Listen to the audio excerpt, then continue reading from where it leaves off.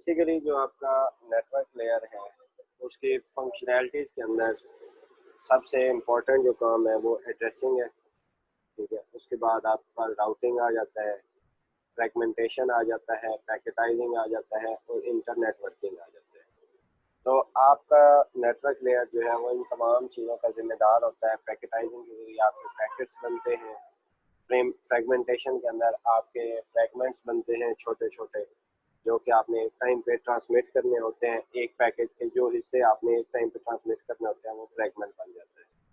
उसके अलावा ये एड्रेसिंग को मैनेज करता है, आज आपके आईपी एड्रेसेस के किस सोर्स से लेना है और किस डेस्टिनेशन तक आपने उसको पहुंचाना है। उसके बाद राउटिंग वो मेथड है जिसके ज़रिए आपका डाटा जो है एक जगह से दूसरी जगह ट्रांसमिट होता है। उसके बाद इंटरनेट वर्किंग किस तरह आपका इंटरनेट काम करता है और इंटरनेट की जो मैनेजमेंट होती है वो भी नेटवर्क लेयर का काम है।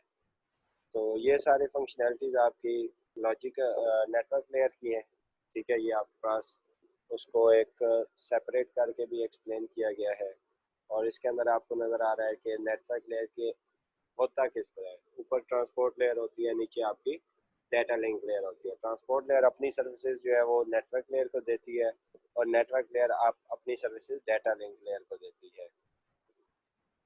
उसके बाद नेक्स्ट हमारे पास नेटवर्क लेयर का प्रॉपर्टीज़ आ जाती हैं। ठीक है, ये आपकी बेसिकली आपके सॉफ्टवेयर या लॉजिकल या इंटरनेट एड्रेसिंग करती है। जो भी आपके डाटा पैकेट्स होते हैं उसके साथ एड्रेसेस अटैच करती है। सॉफ्टवेयर एड्रेस या लॉजिकल एड्रेस या इंटरनेट एड्रेस उसको कह सकते हैं।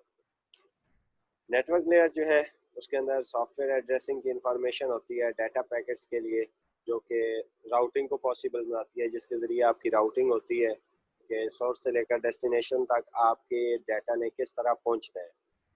जो आपका लॉजिकल एड्रेस होता है वो नेटवर्क लेयर प्रोटोकॉल पे डिपेंड कर रहा होता है कि आप कौन सा प्रोटोकॉल यूज़ कर रहे हैं, उसके मुताबिक आपका एड्रेस होता है। उसके बाद आपका मैक और आईपी एड्रेस जो होता है, मैक एड्रेस ठीक है और आईपी एड्रेस जो है वो आपकी डिवाइस को एक नेटवर्क पे यूनिकली आइडेंटिफाई करवाता है। इसको आपका नेटवर्क एडमिनिस्ट्रेटर जो है, जो आपको नेटवर्क सर्विसेज प्रोवाइड कर रहा है, वो अपडेट कर सकता है। यानी आपको अगर एक आईपी एड्रेस असाइन किया गया है तो आपका नेटवर्क ऑपरेटर जो है वो उसको चेंज कर सकता है। उसके बाद एक काम इसका है बेस्ट पाथ सिलेक्शन के। जब भी आपने एक जगह से दूसरी जगह डाटा पहुंचाना है तो बेहतरीन रास्ता कौन सा है उसको पहुंचाने का, किस रास्ते से आपका डाटा जल्द अज जल्द सोर्स से लेकर डेस्टिनेशन तक पहुंच जाएगा। ये आपका एक कनेक्शन लेस प्रोटोकॉल है जिसके अंदर कनेक्शंस क्रिएट नहीं होते। ठीक है, डायरेक्टली आपका डाटा एक जगह से दूसरी जगह ट्रांसमिट हो जाता है। नेक्स्ट आपके पास इंटरनेट वर्किंग है। ठीक है, कि आपके मल्टीपल नेटवर्क्स जो है वो किस तरह एक दूसरे के साथ कनेक्ट होते हैं। आपका जो वाइड एरिया नेटवर्क है या आपका इंटरनेट है वो इसी बेस पे काम करता है कि आपके पास राउटर्स होते हैं, राउटर के साथ आपका लोकल एरिया नेटवर्क कनेक्ट होता है। जैसा कि फॉर एग्जांपल आपकी लैब है, आपकी लैब एक राउटर के साथ कनेक्ट है। ठीक है, वो राउटर आगे मजीद राउटर्स के साथ कनेक्ट है वाइड एरिया नेटवर्क के अंदर, या आपके दुनिया के अंदर जितने भी राउटर्स हैं वो एक दूसरे के साथ किसी न किसी ज़रिए से कनेक्ट हैं, डिफरेंट लिंक्स के ज़रिए।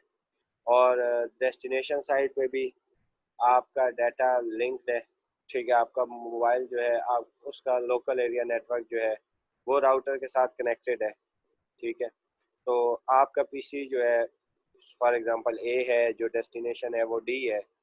आपने अब भेजना है डाटा तो आप अपने नेटवर्क के अंदर भेजेंगे, आपका नेटवर्क उसको राउटर को देगा जो आपका S1 राउटर है। ठीक है, वो आगे फॉरवर्ड कर देगा वाइड एरिया नेटवर्क पे, यानी कि जो आपका सर्विस प्रोवाइडर है जिसने आपको वो राउटर दिया हुआ है वो उसको पहुंचाएगा।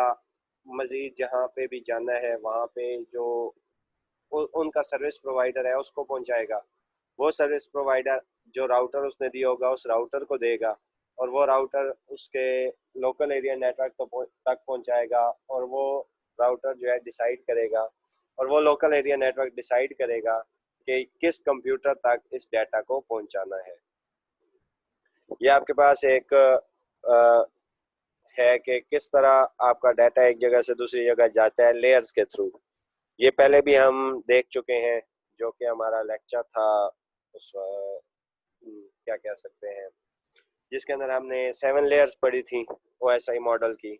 उसके अंदर भी हमने ये चीज़ देखी थी कि डाटा लिंक लेयर और फिजिकल लेयर के दरमियान राउटर जो है काम करते हैं, देखते हैं कि आपका एड्रेस कौन सा है, आपका जो है क्या कह सकते हैं मैक एड्रेस कौन सा है और IP एड्रेस कौन सा है, ये दोनों चीज़ें देखी जाती हैं। नेटवर्क लेयर इंक्लूड कहाँ पे होती है? आपके राउटर्स के अंदर, के राउटर देखते हैं कि नेक्स्ट मैंने किस राउटर को डाटा ट्रांसमिट करना है।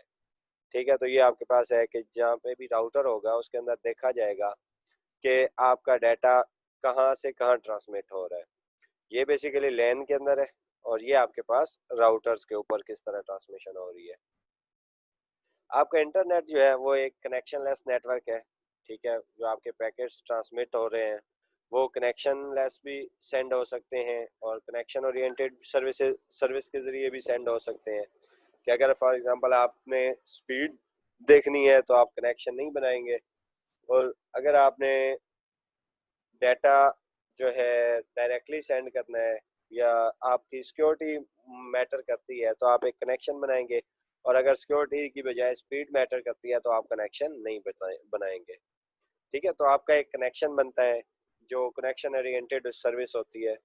उसके अंदर आपका एक कनेक्शन बनता है, उस कनेक्शन के बाद आपके पैकेट्स जो है सीक्वेंस वाइज स्टोर से लेकर डेस्टिनेशन तक पहुंचते हैं। ठीक है, इसमें आपको सर्किट स्विचिंग इसकी एक एग्जांपल है जो कि हम लास्ट लेक्चर में पढ़ चुके हैं। कनेक्शन लेस सर्विस के अंदर आपका जो नेटवर्क लेयर प्रोटोकॉल है वो हर पैकेट को इंडिपेंडेंटली लेता है और हर पैकेट को पैकेट स्विचिंग के जरिए एक जगह से दूसरी जगह पहुंचा देता है। पैकेट स्विचिंग उसकी एक एग्जांपल है। उसके बाद आ जाती है आपकी IP एड्रेसिंग।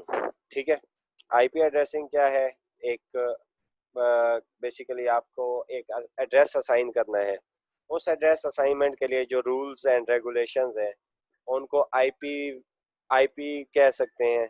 ठीक है, आपके पास दो बेसिकली हैं, IP वर्जन 4 आजकल चल रहा है और IP वर्जन 6 चल रहा है। तो हम इस कोर्स के अंदर बेसिकली IPv4 पे ज़्यादा फोकस करेंगे। IPv4 के अंदर क्या है? IPv4 जो है वो बेसिकली अनरिलायबल कनेक्शनलेस प्रोटोकॉल है, डाटाग्राम प्रोटोकॉल है जो best effort delivery service provide करता है। यानी कि वो अपनी पूरी कोशिश करता है कि डाटा सोर्स से डेस्टिनेशन तक पहुंच जाए, और ये आपको कोई ज़्यादा एरर कंट्रोल और फ्लो कंट्रोल की सर्विसेज नहीं देता, बस सिवाय एक चेकसम जो है वो इंक्लूड करवा दिया जाता है आपके हेडर के अंदर। आपको रिलायबिलिटी के लिए बेसिकली IPv4 के साथ TCP यूज़ होता है। अक्सर आप लोग ये दोनों लफ्ज़ इकट्ठे सुनते हैं, TCP IP। तो इसका क्या मतलब होता है कि आपका जो IP है, जो आपकी IP एड्रेसिंग है वो बेसिकली TCP के साथ मिलके काम करती है। TCP रिस्पॉन्सिबल होता है कनेक्शन का और IP जो है रिस्पॉन्सिबल होता है आपकी एड्रेसिंग का। IPv4 के डाटाग्राम पैकेट्स जो हैं वो वेरिएबल हो सकते हैं कि आप मुख्तलिफ लेंथ के पैकेट्स एक जगह से दूसरी जगह ट्रांसमिट कर सकते हैं। उसके दो हिस्से होते हैं, एक आपका हेडर होता है और एक आपका डाटा होता है। हेडर के अंदर आपकी इंफॉर्मेशन होती है जिसमें इंक्लूड हो जाता है आपका IP एड्रेसेस आ जाते हैं, आपकी एरर कंट्रोल और फ्लो कंट्रोल आ जाता है, उसके अलावा आपके मैक एड्रेस अगर आना है तो वो आ जाता है। ठीक है, तो आपका हेडर जो है वो 20 से 60 बाइट्स का होता है लेंथ के अंदर, और उसके अंदर जो आपकी राउटिंग और डिलीवरी इंफॉर्मेशन होती है वो आ जाती है। जैसा कि मैं पहले बता चुका हूँ कि सोर्स और destination IP addresses, MAC addresses, उसके अलावा कुछ फ्लैग्स होते हैं वो उसके अंदर आ जाते हैं। और जो आपकी मैक्सिमम टोटल लेंथ एक IP पैकेट की होती है वो 65,536 होती है। इससे बड़ा पैकेट आप नहीं बना सकते और ना ही ट्रांसमिट कर सकते हैं। आपके IP का गोल क्या होता है कि आप मुख्तलिफ नेटवर्क्स को एक जगह पे कनेक्ट कर सकें, क्योंकि एड्रेस बेसिकली पहचान होती है कि ये चीज़ कहाँ पे अवेलेबल है और कहाँ से ये चीज़ आगे ट्रांसमिट हो रही है।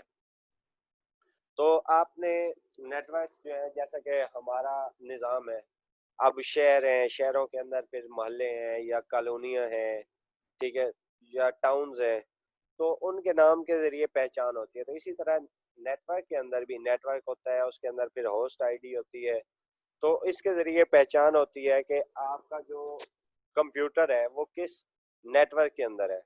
आपने फॉर एग्जांपल अपने घर का एड्रेस किसी दूर से आने वाले बंदे को समझाना हो तो आप सबसे पहले अपने शहर का नाम बताते हैं, फिर आप अपने मोहल्ले का नाम बताते हैं, उस मोहल्ले के अंदर फिर आप अपने घर की लोकेशन बताते हैं।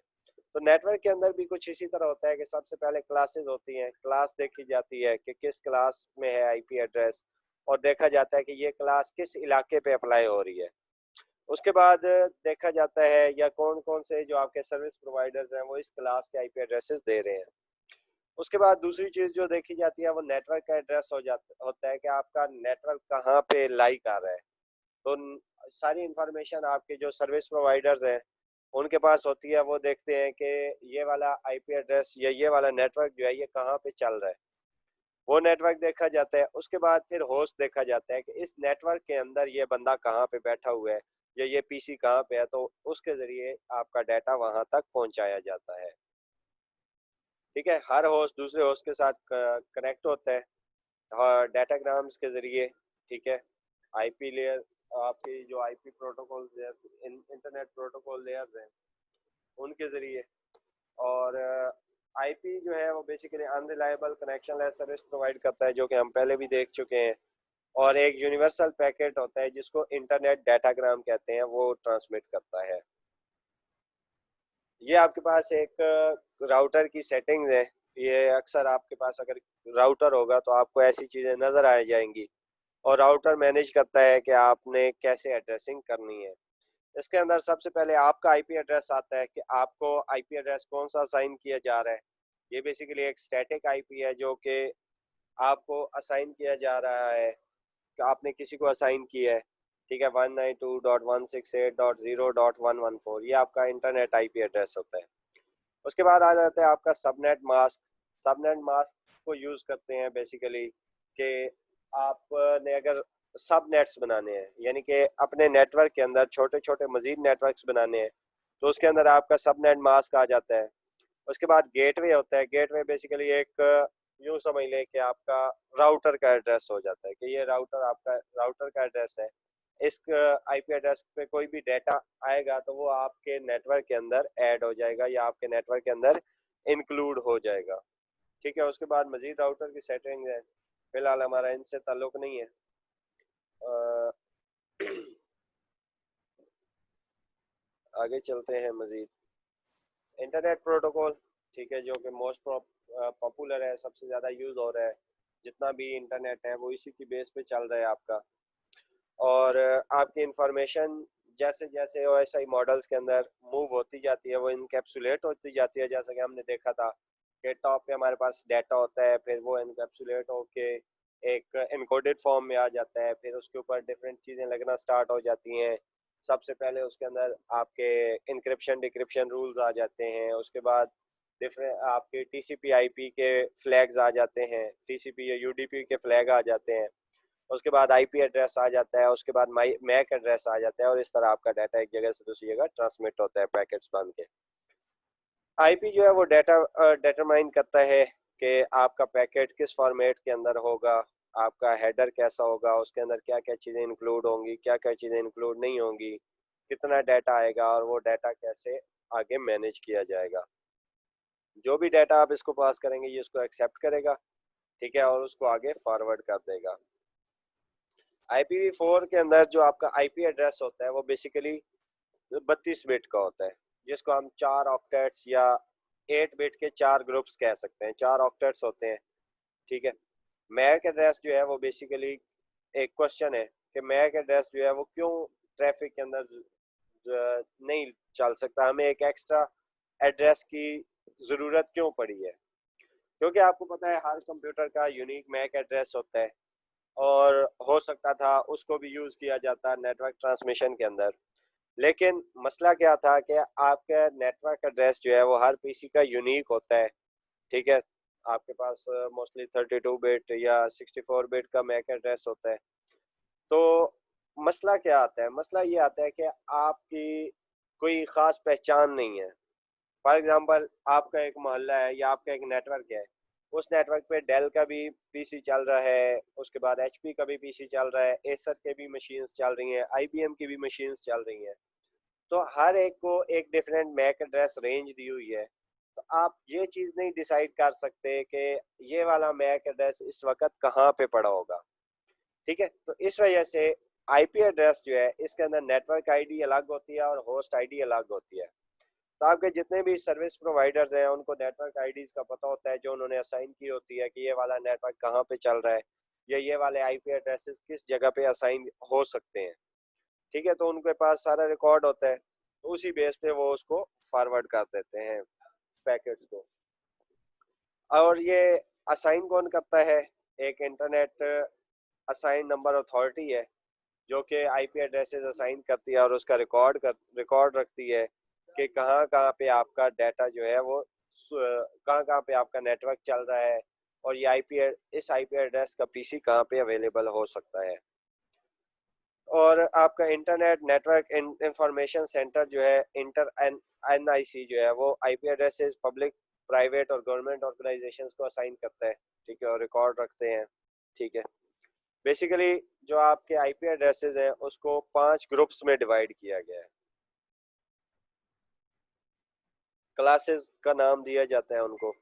ठीक है, और जो मेन 3 क्लासेस हैं वो पब्लिकली असाइन किए जाते हैं और 2 जो क्लासेस हैं वो बेसिकली रिजर्व कर ली जाती हैं, एक मल्टीकास्टिंग के लिए और एक स्पेशल पर्पस के लिए, या यूँ कह सकते हैं कि किसी ने अगर कोई स्पेशल आईपी एड्रेसेस असाइन करवाने हैं तो वो उनको यूज़ कर सकते हैं।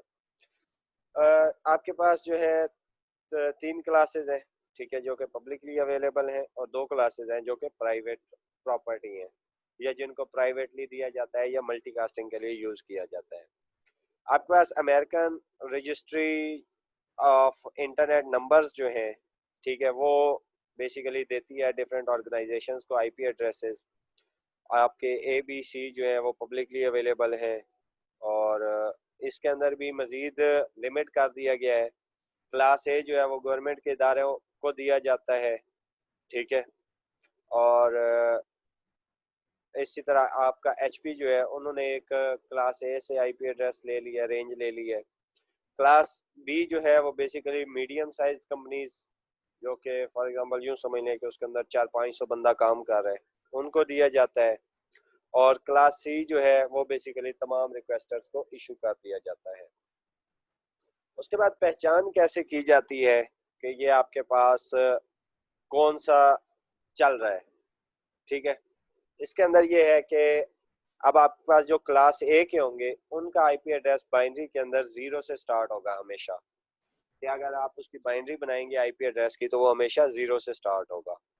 क्लास बी जो होगा वो 10 से स्टार्ट होगा।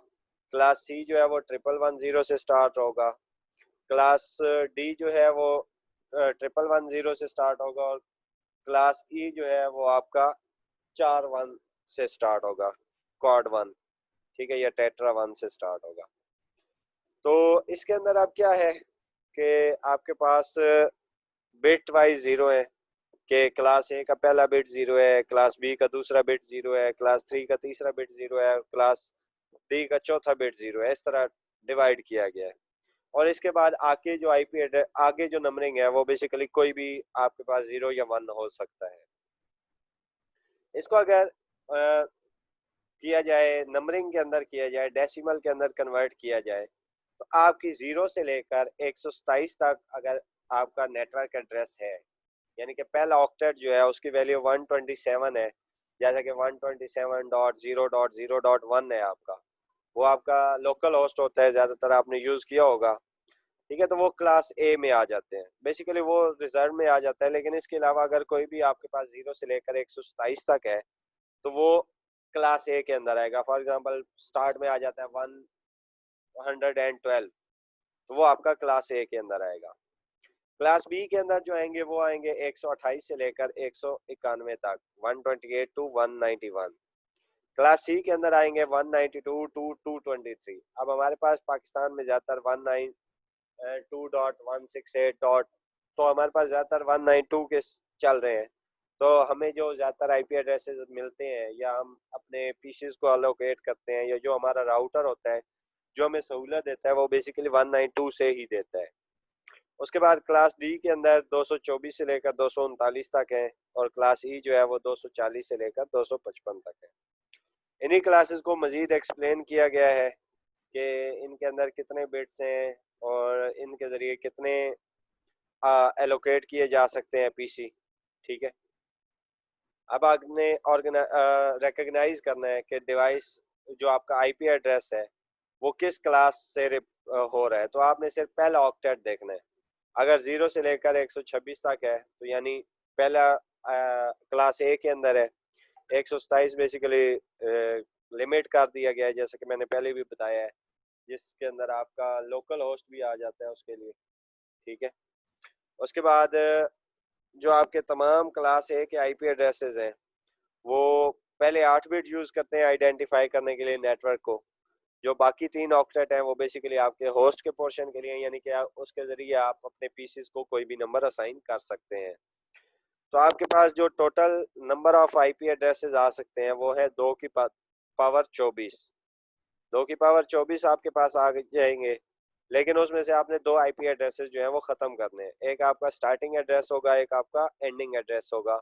वो बेसिकली आपका एक ब्रॉडकास्ट एड्रेस हो जाता है और एक आपका गेटवे आ जाता है। तो उसके लिए आपको 2 आईपी एड्रेसेस उसमें से ख़त्म करने पड़ते हैं। तो 2 टू द पावर 24 माइनस 2, ये आपके पास आ जाएगा कि आपके पास क्लास ए के अंदर कितने पीसीज एक टाइम पे अटैच हो सकते हैं या कितने आईपी एड्रेसेस एलोकेट करवाए जा सकते हैं। उसके बाद बी के अंदर आपके पहले 2 बिट्स जो हैं वो 10 होते हैं और आपके आईपी एड्रेसेस जो हैं वो स्टार्ट होते हैं 128 से लेकर 191 तक।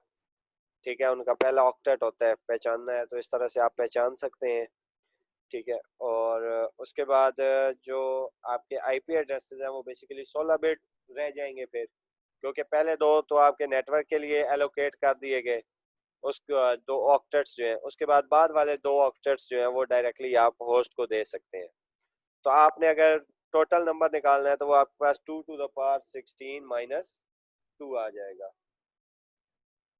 उसके बाद क्लास सी है आपके पास, उसके अंदर आपके पहले 3 बिट्स जो है वो 0 होंगे, सॉरी 110 होंगे। उसके बाद आपके पास जितने भी आईपी एड्रेसेस आ जाएंगे वो चेंज हो जाएंगे। ये आपका 192 से लेकर 223 तक जाएंगे और आपके पास अब 8 बिट बचेंगे होस्ट नेम के लिए। ठीक है, यानी कि आप उसके अंदर होस्ट जो है वो दे सकते हैं। तो आपके पास टोटल होस्ट की तादाद 2 की पावर 8 माइनस 2 आ जाएगा, जो कि 256 में से 2 माइनस किए तो 254 आ गया। ये आपके पास एक एग्जांपल दी हुई है कि किस तरह आप कन्वर्ट करते हैं। 128 जो है वो 1 और आगे 7 0 आ जाते हैं। उसके बाद 11 है आपके पास 1011 उसकी बाइनरी है। उसके बाद 3 है 11 उसकी बाइनरी है, उससे पहले 0 लगा दें। फिर 31 है उसकी बाइनरी लिखी हुई है आपके पास। तो ये आपके पास एक कंप्लीट जो है आईपी एड्रेस आ जाता है।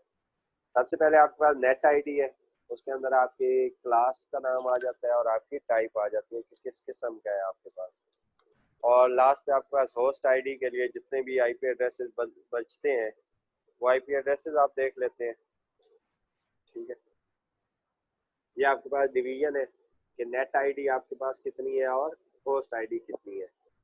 क्लास ए के अंदर आपके पास 1 बाइट नेट आईडी का होगा, क्लास बी के अंदर 2 बाइट्स होंगे, क्लास सी के अंदर 3 बाइट्स होंगे। या आपके क्लास डी और ई जो है वो बेसिकली रिजर्व किए गए हैं। क्लास डी आपका मल्टीकास्ट एड्रेसेस के लिए और क्लास ई जो है वो रिजर्व कर लिया गया है फ्यूचर यूज़ के लिए, क्योंकि अभी वो ज़्यादातर यूज़ नहीं हो रहा। ठीक है, आपके पास जो हर एक क्लास ए का एड्रेस है वो आपके पास अ, इतने ज़्यादा जो है, कितने बन रहे हैं आपके पास 1,63,87,000 और 64 होस्ट जो है, इतने कंप्यूटर उसके साथ अटैच हो सकते हैं। आपके पास जो यूनिवर्सल लोकल होस्ट है जो आपके लोकल नेटवर्क के लिए एलोकेट किया गया है वो आपके पास 127.0.0.1 है। ठीक है, ये आपका बेसिकली हाईएस्ट असाइनेबल एड्रेस है क्लास ए का, लेकिन इसको आप लूप बैक एड्रेस के तौर पे या लोकल एड्रेस के तौर पे रख लेते हैं। अगर आप इसको पिंग करेंगे तो आपकी इंटरनल आईपी कॉन्फ़िगरेशन आ जाएगी जो आपके कंप्यूटर की लोकल होगी, ठीक है। क्लास बी जो है वो 64,516 होस्ट होंगे उसके अंदर, हर नेटवर्क के अंदर, या एक नेटवर्क के अंदर आप बना सकते हैं। क्लास सी जो है उसके अंदर बेसिकली आपके पास 254 होस्ट होंगे, और उनको आप असाइन करवा सकते हैं अपने पीसीस को। ये रेंज आ गई आपके पास कि आपके आईपी एड्रेसेस कहाँ से कहाँ तक जा सकते हैं। क्लास ए के एड्रेसेस 0.0.0 से लेकर 127.255.255.255 तक जा रहे हैं। उसके बाद क्लास बी है आपके पास, वो 128.0.0.0 से स्टार्ट होकर 191.255.255.255 तक जा रहे हैं। इसके अंदर आपके 191.255 जो है, 255 भी आपके नेटवर्क एड्रेस के अंदर आएगा। क्लास सी का एड्रेसेस 192.0.0 से स्टार्ट होके 223.255.255.255 तक जा सकते हैं। क्लास डी के इसी तरह 224 से लेकर 239 तक जा सकते हैं।